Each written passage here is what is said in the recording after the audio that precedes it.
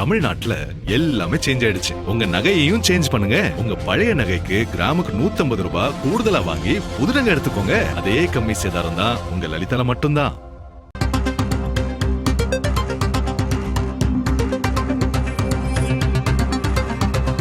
சற்று முன்பாக மக்களவை நாடாளுமன்ற வளாகத்தில் எதிர்க்கட்சி எம்பிக்கள் ஆர்ப்பாட்டத்தில் ஈடுபட்ட நிலையில் தற்போது மக்களவைக்குள் நாடாளுமன்ற வளாகத்திற்குள் தற்போது எம்பிக்கள் 5வது நாளாக அமளியில் ஈடுபட்டிருக்கின்றனர். அண்மை செய்தியாக பார்க்கிறோம்.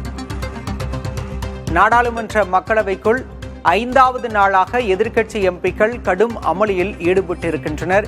ஏற்கனவே எதிர்க்கட்சிகளின் எம்பிக்களால் கடந்த 4 நாட்களாக அவை நடவடிக்கைகள் முடங்கி கிடந்தன.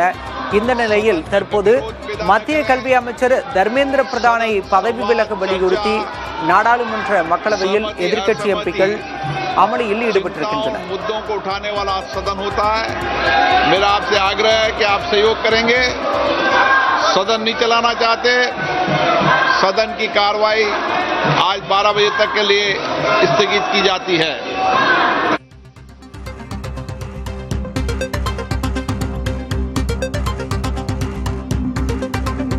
எதிர்க்கட்சிகளின் கடும் அமளியால் மக்களவை ஒத்திவைக்கப்பட்டிருக்கிறது.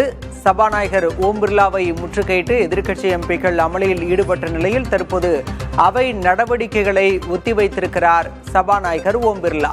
மத்திய கல்வி அமைச்சர் தர்மேந்திர பிரதானை பதவி விலக வலியுறுத்தியும் நாடாளுமன்றத்தின் இரு அவைகளிலும் நீட் வினாத்தாள் கசிவு தொடர்பாக விவாதம் நடத்த கோரியும் எதிர்க்கட்சி எம்பிக்கள் தொடர்ந்து 5வது நாளாக இன்றும் அமளியில் ஈடுபட்டிருக்கின்றனர். இதனால் அவை நடவடிக்கைகள் பாதிக்கப்பட்டிருக்கின்றன. மக்களவை மதியம் 12 மணி வரை ஒத்திவைக்கப்பட்டிருக்கிறது. சபாநாயகர் ஓம் பிர்லாவின் இருக்கையை முற்றுகையிட்டு எதிர்க்கட்சி எம்பிக்கள் அமளியில் ஈடுபட்ட நிலையில் தற்போது அவையை ஒத்திவைத்திருக்கிறார் சபாநாயகர் ஓம் பிர்லா.